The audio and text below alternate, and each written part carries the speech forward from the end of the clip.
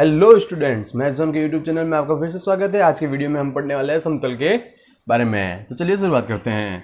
सबसे पहले हम ये जानते हैं कि समतल आखिर होता क्या है। समतल एक ऐसा तल है, जैसे मान लीजिए कि ये तल है और इसके अंदर दो बिंदु है ए और बी। यदि हम इनको मिलाएं तो एक रेखा बनेगी, एक रेखाखंड बनेगा।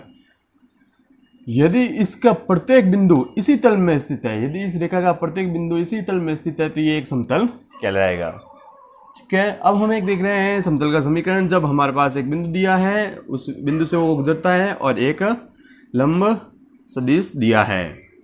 यहाँ पर है एक बिंदु से जाने वाले तथा दिए गए सदिश के लंब समतल का समीकरण। तो देखिए कैसे डेरिवेशन होगा। सबसे पहले हम एक समतल ले लेते हैं और इस समतल के अंदर हमारे पास एक बिंदु है ए। ठीक है, इस समतल के अंदर हमने एक पॉइंट ए ले लिया और एक सदिश जो है वो लंबवत है, उसको हमने ले लिया एन वेक्टर। उसको ना हमने क्या लिख दिया, एन वेक्टर। ठीक है, ये लंब सदिश है इस समतल के। यहाँ पे मैं बता देता हूँ, ये लंब है।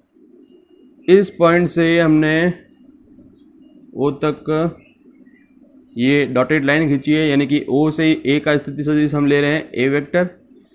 जैसे हमने रेखा में एक पॉइंट लिया था, वैसे हम यहाँ पे पॉइंट ले रहे हैं पी, और इस पी का जो स्थिति सदिश होगा वो क्या होगा, आर वेक्टर। पी का स्थिति सदिश आर वेक्टर। ठीक है, तो अब अपन इसको ऐसे मिला देते हैं, क्या कर देते हैं। अब देखिएगा, तो सबसे पहले मैं यहाँ लिख रहा हूँ O A vector is equal to A vector, O P vector is equal to R vector. ठीक है, ये ऐसे, ये ऐसे। तो यहाँ पर अब इसमें साफ दिख रहा है एक त्रिभुज बन रहा है। तो त्रिभुज के नियम अनुसार हम क्या लिख सकते हैं, त्रिभुज के नियम से, या तो हम त्रिभुज के नियम से लिख सकते हैं या फिर अपन दूसरे तरीके से भी लिख सकते हैं। देखेंगे कैसे लिख सकते हैं। हम लिख सकते हैं A P vector is equal to, या आपको थोड़ा कन्फ्यूजन लग रहा है तो आप देखिए, ये इस दिशा में जा रहा है, ये इस दिशा में जा रहा है, तो अपन पहले लिख देते हैं O A vector plus A P vector बराबर ओ आर वेक्टर। ये ऐसे ऐसे और ये इसके विपरीत दिशा में। तो ये हमने यहाँ पर एक पॉइंट लिख दिया। ठीक है, अब हम यहाँ से क्या लिख सकते हैं, हम यहाँ से लिख सकते हैं A P vector is equal to O R vector minus O A vector. तो ए पी वेक्टर ऐसा का ऐसा, ओ आर वेक्टर का मतलब है आर वेक्टर से और ओ ए वेक्टर का मतलब है ए वेक्टर से। ये हमने लिख दिया समीकरण नंबर 1। ये हमने क्या लिख दिया, समीकरण नंबर 1।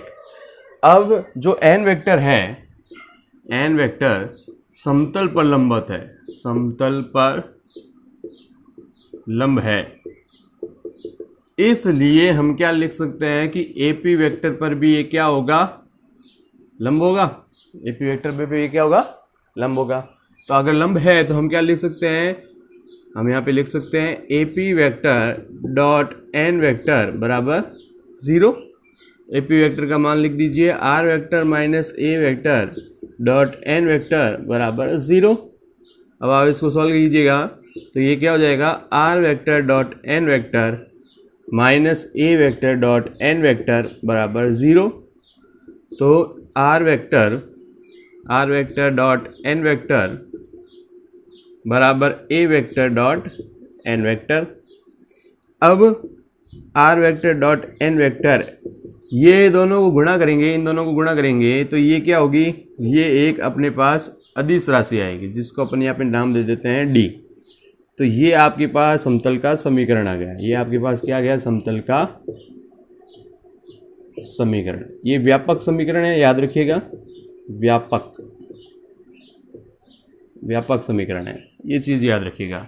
आप चाहें तो ये भी याद रख सकते हैं, ये दोनों सदिश है, सदिश का एक अदिश गुणा करेंगे तो एक अदिश राशि आएगी। अदिश राशि को अपन ने यहाँ पर डी लिखा है। तो ये हमारे पास सदिश समीकरण हो गया। अब हम इसका कार्तीय समीकरण निकालेंगे। तो कार्तीय समीकरण निकालने के लिए हमारे पास सिंपल सा, देखिएगा, हम ये हमारे पास पड़ा है, तो हम यहाँ पे इसके अंदर यहाँ लिख देंगे, यहाँ आर वेक्टर बराबर x i cap plus Y J cap plus z k cap रखेंगे, ठीक है। एन वेक्टर बराबर n1 आई कैप प्लस n2 जे कैप प्लस n3 के कैप रख देंगे, और ए वेक्टर की जगह हम लिख देंगे a1 आई कैप, a2 जे कैप, a3 के कैप।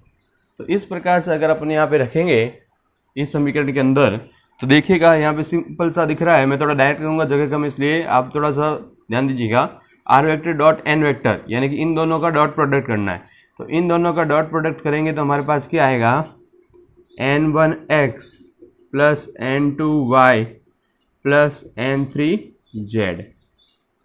और यहाँ पे क्या लिखा हुआ है, ए वेक्टर डॉट एन वेक्टर, यानी कि ए वेक्टर ये रहा, एन वेक्टर ये रहा। तो ए वेक्टर डॉट एन वेक्टर गुणा करेंगे तो क्या आएगा हमारे पास आएगा a1 n1 plus a2 n2 plus a3 n3।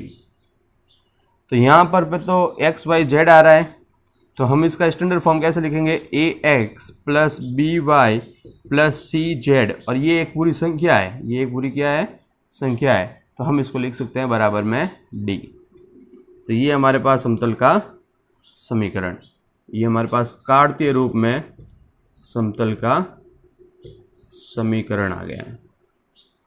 ये कार्तीय रूप में है और ये सदिश रूप में है। तो इस प्रकार से ये समतल का समीकरण होगा।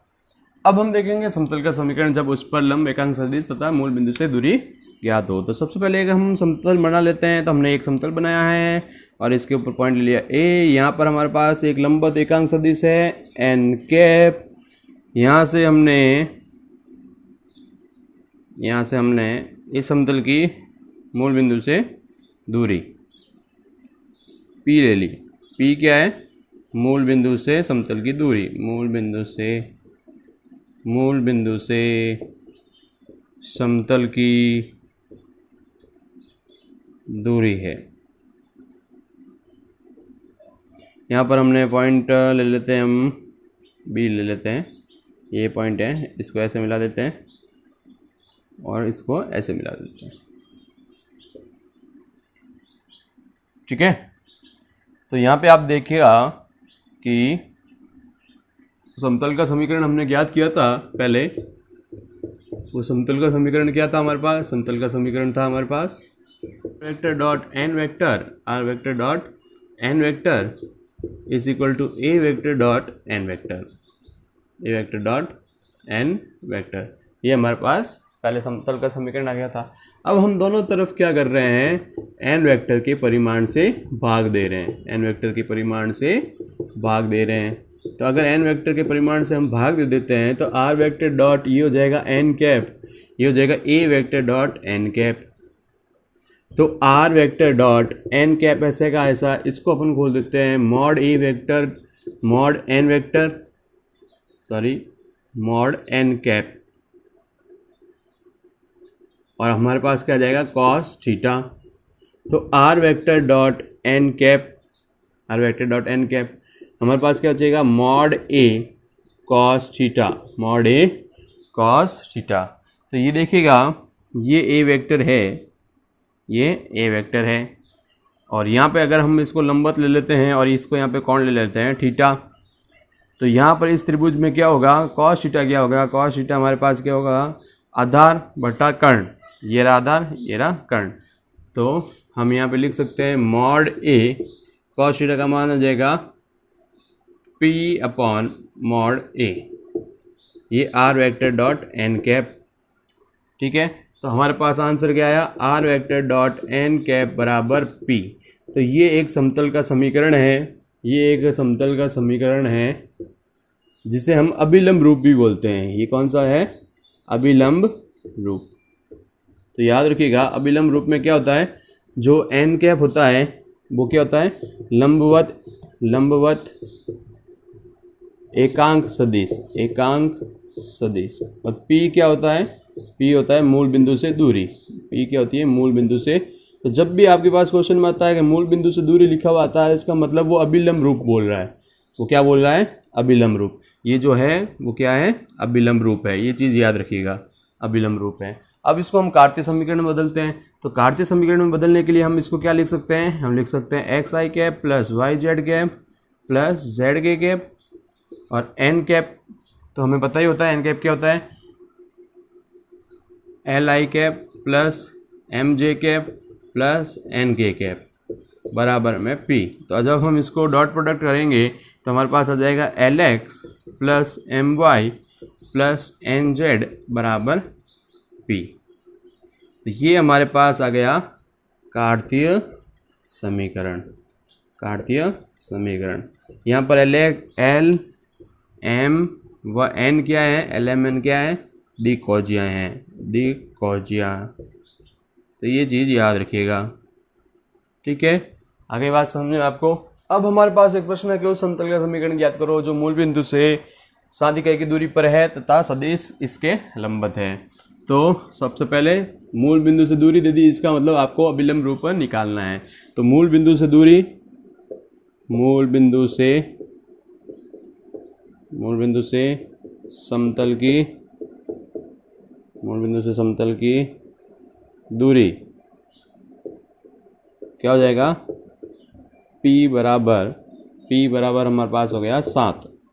अब हमारे पास सदिश दिया हुआ है, तो सदिश यहाँ पर हमारे पास है n vector 6i cap plus 3j cap minus 2k cap. लेकिन हमें पता है कि जो अभिलंब रूप होता है उसमें n कैप निकालना होता है, तो n कैप लिख देंगे 6i cap plus 3j cap minus 2k cap बटा अंडर रूट में 6 का स्क्वायर प्लस 3 का स्क्वायर प्लस माइनस 2 का स्क्वायर। तो n कैप बराबर हो गया 6i cap plus 3j cap minus 2k cap बटा अंडर रूट में 36 प्लस 9 प्लस 4। तो n कैप की वैल्यू हो गई हमारे पास 6i cap plus 3j cap minus 2k cap बटा अंडर रूट में 49, ठीक है। तो n कैप हो जाएगा हमारे पास 6/7 i cap plus 3/7 j cap minus 2/7 k cap. तो अब इसलिए समतल का समीकरण ब्रैकेट में लिख देंगे अभिलंब रूप में, अभिलंब रूप। तो r वेक्टर डॉट क्या होता है, r vector dot n cap बराबर p।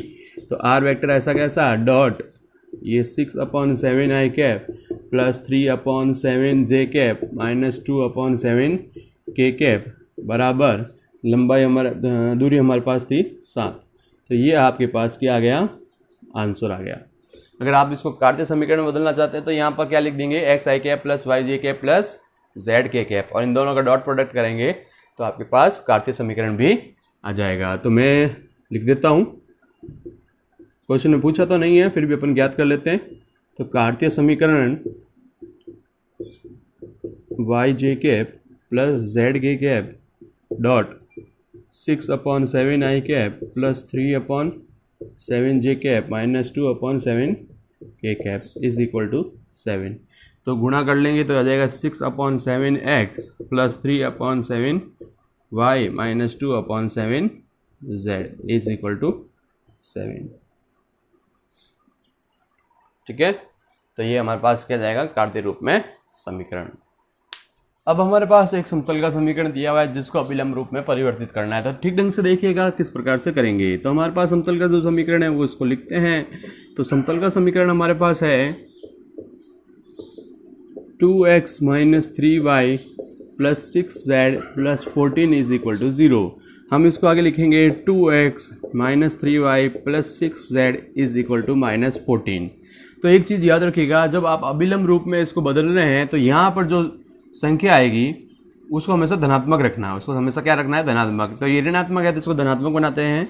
तो माइनस से दोनों तरफ गुणा कर लेंगे तो माइनस का 2x प्लस का 3y माइनस का 6z इज इक्वल टू 14। अब हम क्या करेंगे, दोनों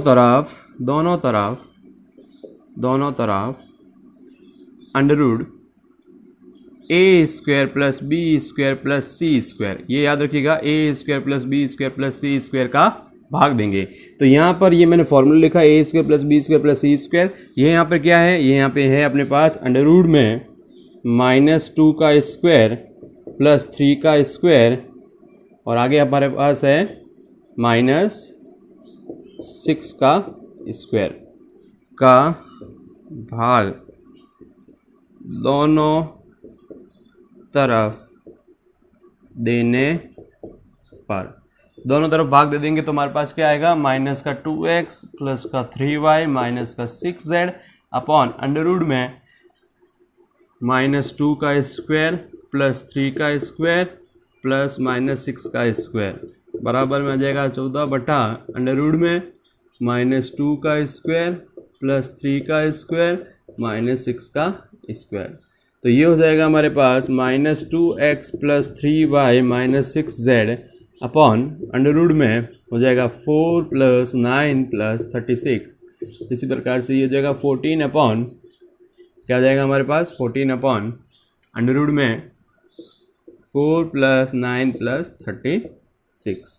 तो ये हमारे पास क्या गया, माइनस का 2x प्लस का 3y माइनस का 6z अपॉन में क्या आ जाएगा 49। इसी प्रकार से 14 अपॉन 149। तो ये हो जाएगा हमारे पास -2 upon 7x plus 3 upon 7y minus 6 upon 7z equals to 14 upon 7। तो ये हो जाएगा हमारे पास -2 upon 7x plus 3 upon 7y minus 6 upon 7z is equal to 2।